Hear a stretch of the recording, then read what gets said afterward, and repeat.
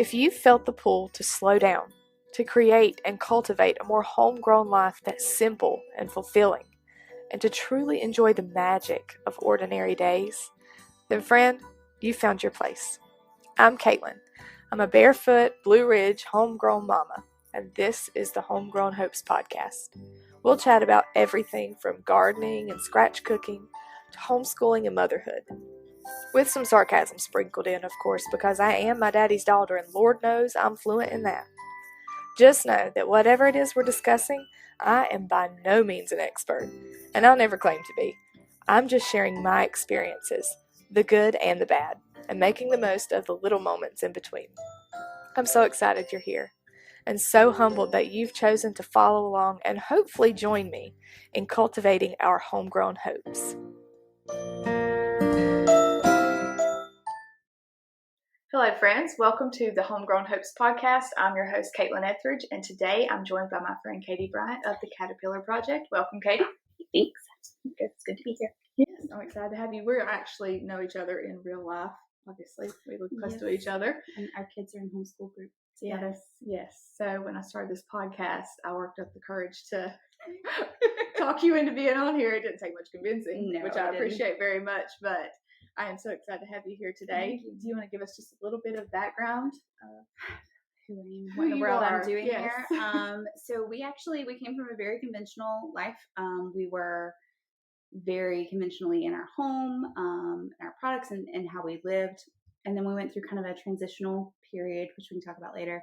And we went completely off the grid. We built our own house. We actually lived in a camper while we built our house with our 3 sons. And now we raise a good deal of our food.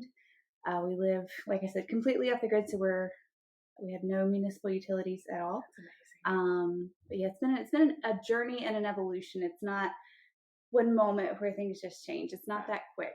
That's been the topic of conversation in like every interview that I've done so far, pretty much, because it's all homestead lifestyle related to some extent, but it's like it takes years, and you never arrive. It's definitely a baby steps process. It is, and if you accept that early on, you will be happier. That's such good advice. Yeah, just roll with it. Just know now that it's not going to be pretty or quick. Yep, absolutely. All right. Well, do you want to give us a little bit of the story of how you became an off-grid person? How we became the off-grid hippie weirdos. When I tell the story, everybody's like, wait a minute.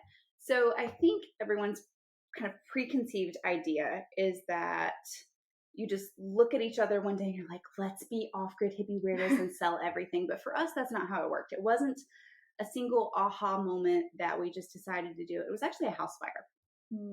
So my husband worked a little over an hour away. He went to work one day. We had 2 boys, and about an hour and a half after he left, the house caught fire with the boys and I trapped upstairs. Oh my gosh. So it was a 1911, like a historic home. And in those, the staircase is right in the middle. So the stairs were what caught on fire, which meant we had no way out. Oh yeah. So it was a lot. That's why the origin story of this it doesn't exactly start out fun, but it gets better, I promise. So to make a very long story short, I ended up kicking a window out and took the boys out onto the roof of the porch. Thank goodness I had a phone with me. I called 911.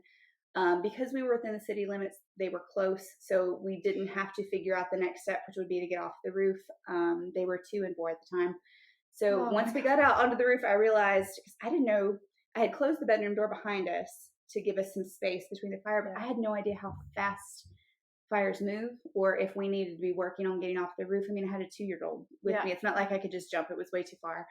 And so we were just kind of stuck, but they came and got us down. Again, long story short, it would be 5 months and $76,000 to restore not our stuff, but the house itself. Wow.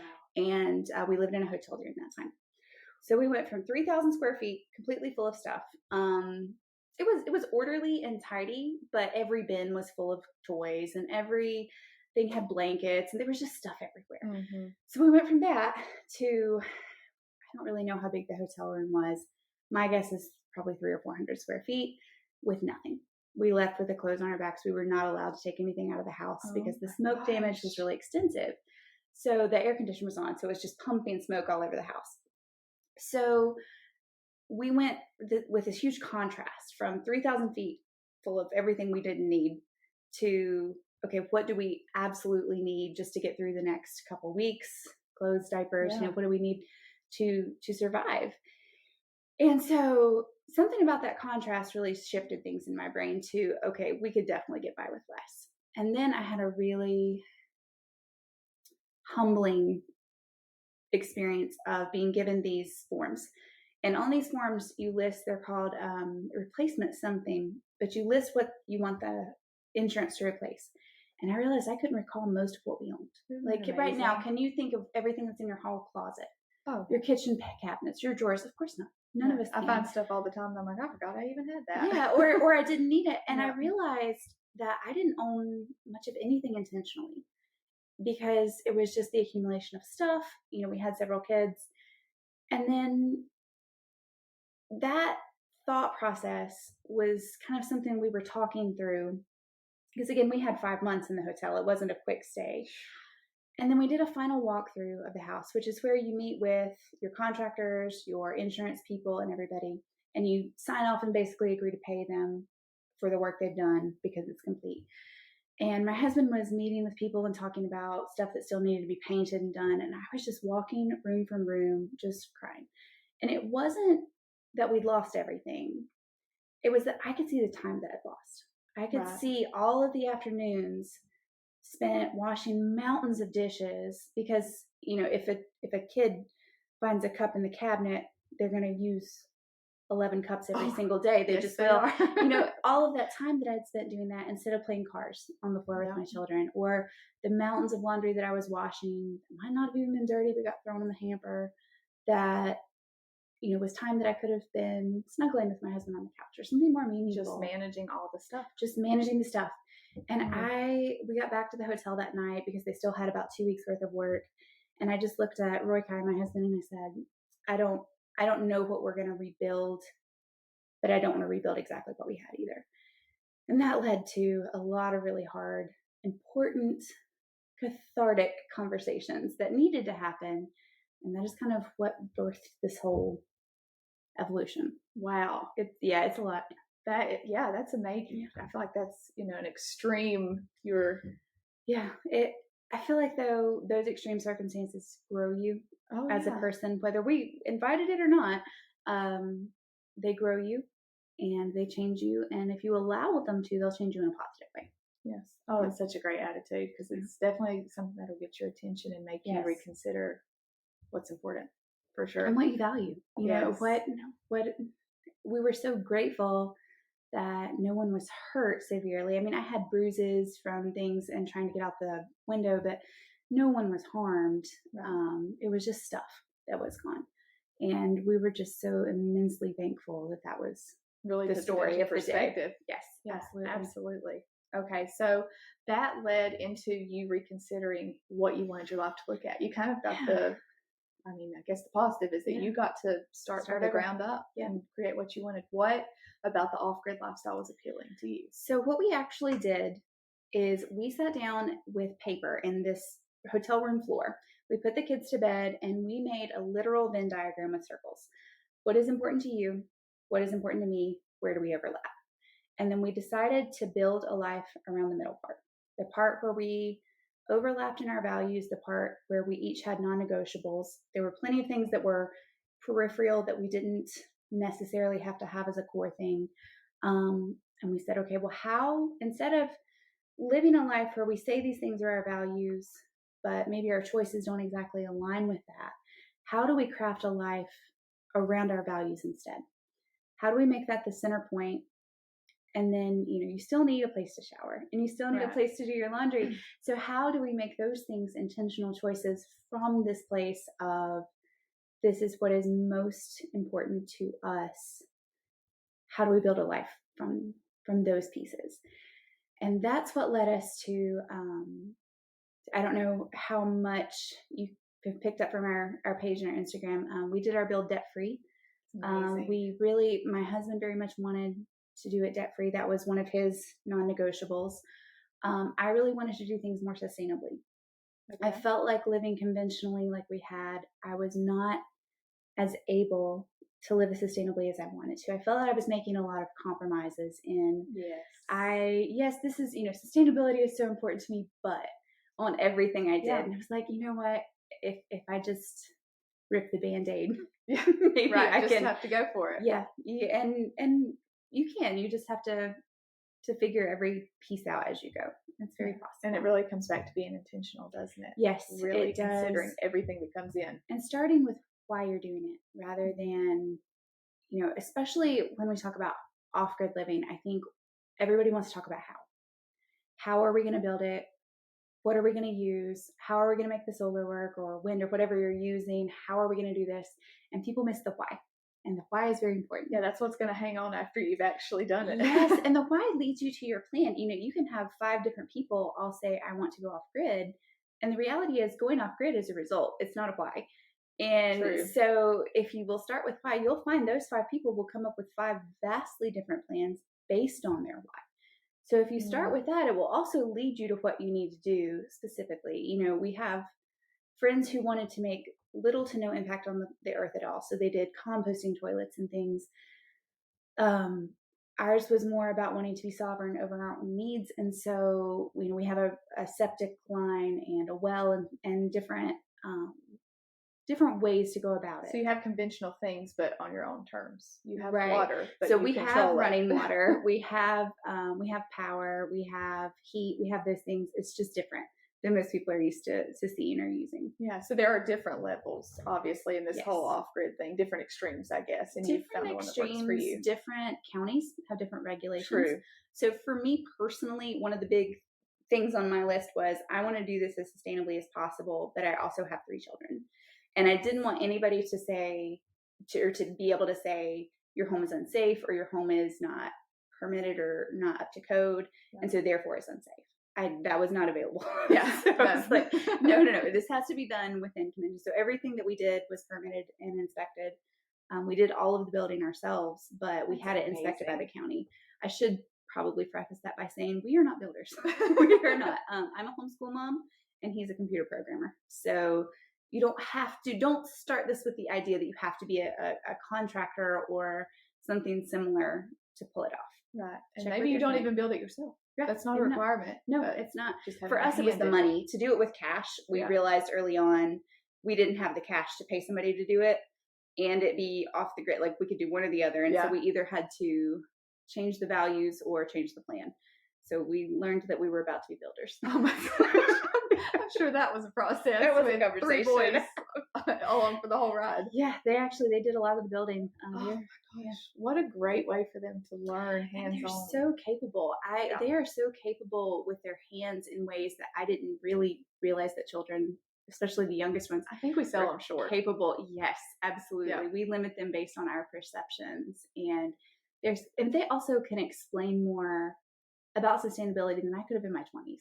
Yeah. And, they're little. So it's been an interesting fruit of this whole process to see just how capable they can be. That's awesome. Yeah. Man, that's definitely an added bonus there that they got to do it all hands-on with you. So what do you think is a common misconception when it comes to off-grid living? There's a lot of them. There's a lot of them. Anytime something goes viral on our Instagram page or anytime a lot of people are kind of brought in, we have these moments of, okay, let's back up. So to be off-grid, to be clear, I have a passport, I have a social security number, I have a cell phone. Somebody will comment on things, you can't be off-grid if you're recording this on a cell phone. Being off-grid just means that your utilities and your needs for your home are non-municipal. So they're not coming from any type of municipality. They're not coming from the county. They're not coming from a power company. They're not coming from the city, like city water, none of that. So your water, your electric, if you have it, not everybody who lives off-grid does, your heat, your septic, whatever you do there, all of that you are handling on your own. Wow. Okay. So everybody, I think I had that misconception. Obviously, I've learned more through your page. Sure. the Caterpillar Project on Yes. Instagram. We'll be Little plugging that plug. You have such good information, but I think I also had that misconception of like it's so extreme. You have an outhouse. Yeah, it can be. In the county that we're in, that's a no-go. It can't be. That's a no-go. So we did, to live in the camper while we built, we actually put the septic and the well in first. So that's what the camper drained into and where the water came from. So we built a solar system based off of different pieces and stuff that we collected from a company up north. And that was the power, the well was the water, and the septic drained from the camper. Okay. Wow. There's so many things to think about if you're going to do it right and not just do it. You have to think about the rules too. Check with your county. Yeah. Some of them allow you to just do it. It just depends on where you are. And, to do this, we purchased land. This is not, that's the other question that we get a lot. Is this where the house burned down? It's not. It's actually not even in the same county. So we purchased land to be the off-grid hippie weirdos. It was not good place to start. Yeah, there you go. It's not the same land. That house was restored and then sold. This season of Homegrown Hopes is brought to you by the Holistic Homestead Conference. Have you ever dreamed of slowing down and becoming more intentional? Of not relying so heavily on the grocery store, but instead honing the skills to grow and preserve your own food and medicine? Have you yearned for a simpler way of life and a community to learn alongside? Then the Holistic Homestead Conference is for you. Nestled in the foothills of western North Carolina at Henry River Farms, this conference is a way to learn real-life homesteading skills in person and hands-on. We have a lineup of classes including functional medicine, home canning, family dairy, gardening, natural living, and so much more. And did I mention the farm-to-table lunch? VIP ticket holders will get to sit down with all of the instructors and enjoy a lunch prepared by a local chef, and it includes a hog that was actually raised on the farm where the conference is hosted. It doesn't get any fresher than this. Be sure to grab your VIP tickets now because space at the table is limited, but we would love to have you there with us.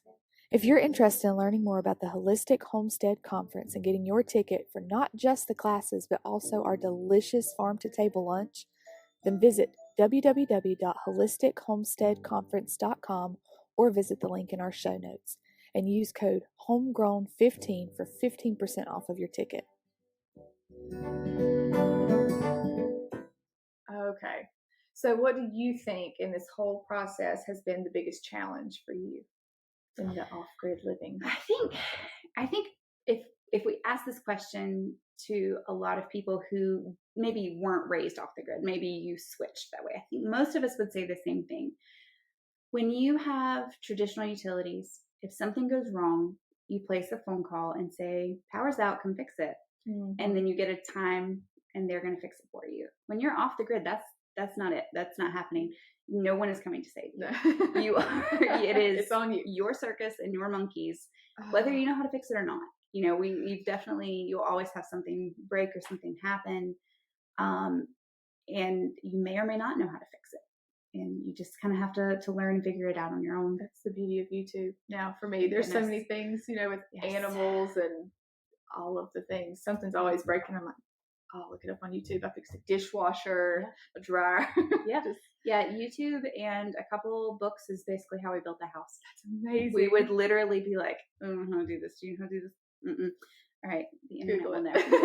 We will ask the Googles. Oh my gosh! Yeah. But what an amazing thing to live in a time where we can do that. Yeah. You don't have to just figure it out by failing, which I'm sure there are some figuring out by failing. Sure. Fail forward. Please, yes. We failed at many things. I have no preconceived notion that everything was a straight line for us. It wasn't, and that's okay. But we learned a lot from it, and I think that's, for me at least, that was the scariest part, was that we had to switch from being conventional to going off the grid. And in our house, it's still known as that February when we moved in, because it went so badly. Traumatic. It was so bad. The water lines froze. The septic line froze, which I didn't know could happen. We didn't know how to live on solar. So the power kept going off. And we couldn't figure out what to do. It was because we were in dumb-dumbs. February. Yeah, in February. The power kept going off. Everybody in my house, which is me, my husband, and 3 kids, all got the flu. Honestly, the worst we've ever had it. And then the camper started leaking, and we were like, oh my gosh. All of this happened within the first 2 weeks of us moving in. And I was just like, what have we done? This is a disaster. It was the first test. If you can make it back this by this and 2 weeks. we immediately were like, we're just wanting to run back to comfort, run back to what we knew. And I just remember looking at my husband with these tears in my eyes going, what have we done? We've spent so much money at this point just to be out here between the land and the solar, the well, the camper, everything to get out there. And I'm like, this is awful. Yeah. We fixed each thing, and everyone got over the flu, and it got better. It did. And we eventually learned how to do things. We did. Obviously, you decided to stick with it. We did. We did. We dug our heels in. There was definitely quite a few nights of, what have we done? How are we going to, yeah. It's a shift. It's a big shift. Probably like with any big change, there comes a lot of big challenges. And you just happen to give them all in the very first 2 weeks. Yes, we did. But we survived, and we're here to tell the tale. Yes. So throughout this process, what do you think has been the biggest reward for you? I think each of us would say something different. Mm-hmm. One of the big things that my husband wanted was sovereignty over our needs, over our resources. He wanted to have the control over the outcomes as much as we can. Important. For me, the reward has kind of been doing it together. It's a double-edged sword. I mean, there's plenty of times where it was like, oh, I could do this a lot faster with my kids, but like anything. And we also homeschool. So, we have videos. Royka had put the decking on the roof and then had to go back to work because we did all of this while he still works full time as well. And so he was working from home, which was a camper. And so we had to dry it in. So I had to roof it myself. So he's out there running shingles up the ladder. I have got spelling words in my tool bag that I'm calling out to the boys who are down in the bottom, throwing water cups and stuff to me. And they're writing their spelling words out. And they're thinking, I'm like, this would be simpler if I could just roof the house and you could just go somewhere else and do your spelling. But we wouldn't have these memories either. Not the point. Yeah, we wouldn't have the memories of doing this all together. Yeah. So what an amazing childhood, though, that's... We'll see what they say, won't we? We'll see. We'll see. We'll find out in 15 years when we ask them. Well, I think it sounds amazing. I appreciate that. So far they I do tell too. my kids that all the time. And I'm like, do you see what an opportunity this is? I'm like, I hope you see. Yeah. Well, hopefully. So far they're into it. Yeah. But let's ask them again in 15 years. They'll be like, what were you thinking? Oh my gosh, that's great. Okay, so what message do you want to leave our listeners with who are maybe intrigued by this lifestyle? What would you tell people who are considering this? So I would say kind of what I touched on earlier, which is start with why. Great advice. Everybody wants to jump into the how because it's interesting. Where are you going to go to the bathroom? How are you going to shower? Do you have any idea how to run solar? Most of us don't. Those kinds of things they're fun, they're exciting, they're interesting little puzzle pieces, and you want to start like piecing together this plan and this life. I would say hang all that first. Don't start there. Start with why. Get really intentional about it. Write it down. Like literally write it out. Talk about it. Talk about it with the other decision makers in your home. If that's just you, if that's a partner or a spouse, talk about those things because they're going to matter later and they're going to shape your plan. Like I said, we have friends who also went off the grid in a similar timeline as us. Their entire thing looks very different than ours. We're both, I would say, equally off the grid in very different ways. Definitely start with why. Because that's probably the thing that's going to keep you hanging in there when the how becomes really hard. When the how becomes hard, when everything is frozen and broken and everyone is sick, you will still be able to come back to why you started this. And if you start with that, you have the ability to craft a life around your values. And really any of us can do that, whether we want to go off grid or not.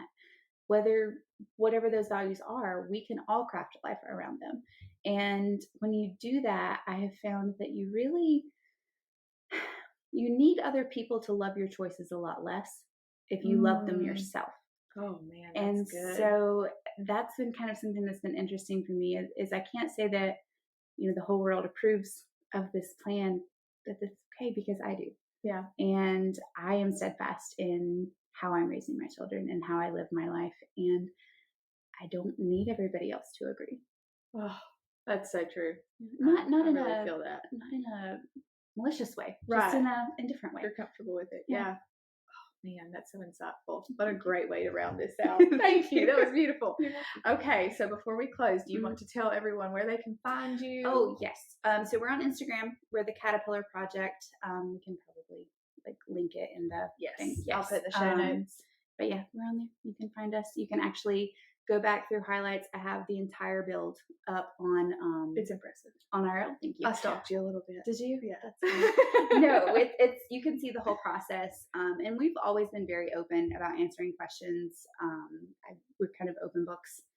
There's no gatekeeping. I think it's a really great way to see kind of behind the scenes of what it really looks like, because you share the whole process. It's not just a Snapchat of the big how it started and how it is, and it's beautiful, and there's a lot of work that went into that. There's process. A lot of work, and there's like I said, along the way, you still have to cook dinner, you still have to wash your laundry, you still have to take a shower. All of these things still matter, So I think they're important to show, because quite frankly, that's the stuff that our lives are made out of. Our lives are not all these little Instagrammable moments on the beach that happens once a year, or however often. It's all the stuff in between, and I think those messy bits are where the value is. Absolutely. In sharing. I just did an episode on this. Oh, really? Yes. That's awesome. Finding magic in the mundane, all the little tasks throughout the day, trying to make that or recognize the magic in that. So, well, thank you so much for being having here. Me. I appreciate it, and I will talk to you tomorrow. Yeah.